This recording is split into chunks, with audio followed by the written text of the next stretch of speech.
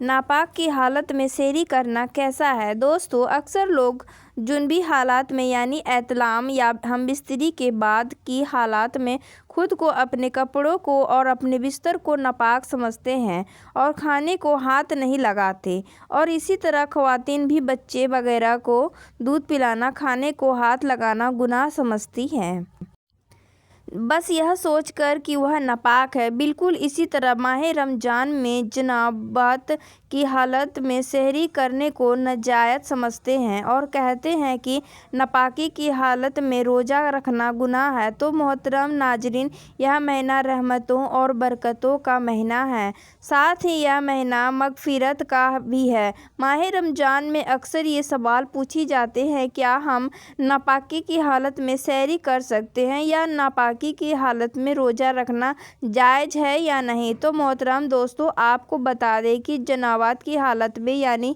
अगर किसी को एहतिलाम नाइट फेल हो जाए या वह बीबी से हमबिस्तरी करने के बाद मर्द या औरत के लिए सिर्फ नमाज, तवाफ और मस्जिद में ठहरना हराम है और इसके अलावा बाकी तमाम काम करने जायज़ है। मर्दों ख़वातीन पर कहीं भी ऐसी पाबंदी का जिक्र नहीं है, बल्कि गुस्ल करने से पहले भी जनाबत की हालत में ही तमाम लोग सभी काम काज कर सकते हैं, खाना तैयार कर सकते हैं या फिर घर के दूसरे कामकाज निपटाने भी जायज़ है। इसी तरह माँ बच्चों को दूध पिला सकती है, उनकी देखभाल भी कर सकती है। इसकी कई दलाइल मौजूद है। हज़रत हुज़ैफ़ा कहते हैं कि रसूलुल्लाह सल्लल्लाहु अलैहि वसल्लम जब अपने असहाब में से किसी आदमी से मिलते हैं तो उसके जिस्म पर हाथ फेरते और उसके लिए दुआ करते हैं। एक दिन सुबह के वक्त आप सल्लल्लाहु अलैहि वसल्लम को देखकर मैं कतरा कर निकल गया। फिर आपके पास उस वक्त आया जब दिन चढ़ आया, तो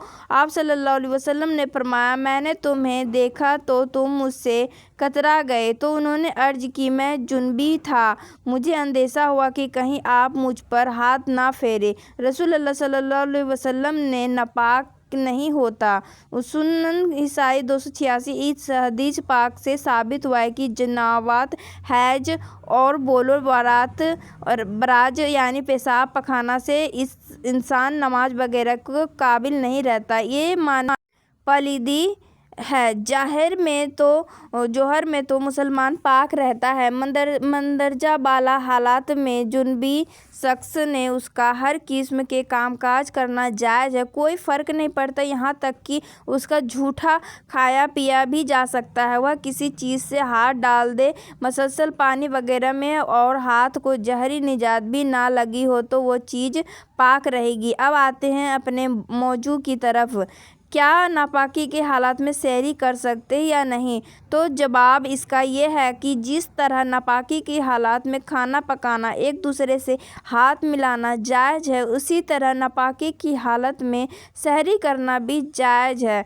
हज़रत अबू बकर बिन अब्दुर्रहमान से रिवायत है कि मैं और मेरे ख़वातीन आयशा के पास हाजिर हुए तो आयशा ने बयान फरमाया कि मैं गवाही देती हूँ कि रसूलुल्लाह सल्लल्लाहु अलैहि वसल्लम एहतिलाम के सबब से नहीं बल्कि जिमाव के सबब से हालत जनाबत से सुबह करते हैं और गुस्ल किए बगैर रोज़ा रखते हैं।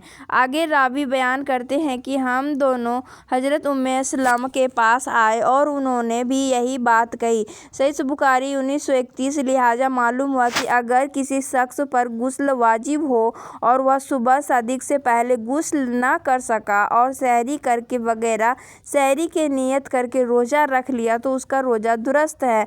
नापाक होने की वजह से रोज़ा पर कोई फ़र्क नहीं पड़ता, गुस्ल कर लेना चाहिए। गुस्ल में इतनी ताख़ीर करना कि फजर की नमाज कज़ा हो जाए गुनाह का बाइस है। हमबिस्तरी के बाद अफजल यही है कि आदमी जल्दी गुस्ल करके पाक साक हो जाए, लेकिन अगर नमाज के वक्त तक गुस्ल को मुकद्दर देर कर दे तो गुनाहगार नहीं होगा, अलबत्ता उसके फजर तक गुस्ल अबतर है। करने की सूरत में अगर हमबिस्तरी के बाद सोना हो तो बेहतर यह है कि आदमी इंतजा और वुजू कर ले, फिर सो जाए और फिर दोबारा होकर गुस्ल कर ले। चुनांचे मिस्कात शरीफ की रिवायत में है कि हज़रत उमर फ़ारूक सर्रा के दो आलम से अर्ज की कि मुझे रात को जनाब پاک ہوتی ہے تو صلی اللہ علیہ وسلم نے فرمایا اسی وقت وضو کر کے سو جایا کرو۔ واجبی حق ہے یہ وضو کرنا جنابی کے سونے کے لیے طہارت ہے، یعنی جنبی وضو کر کے سویا تو گویا وہ پاک سویا۔ چنانچہ حالات جنابت میں کھانا پکانا درست ہے۔ بہتر یہ ہے کہ وضو کر کے کھائے پیے، اور اگر وضو وغیرہ صرف ہاتھ دھوئے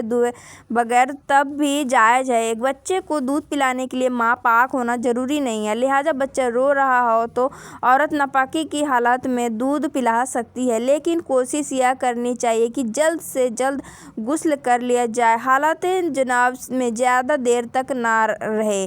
اللہ تعالیٰ ہم کو دین کی صحیح سمجھ عطا فرمائے، آمین۔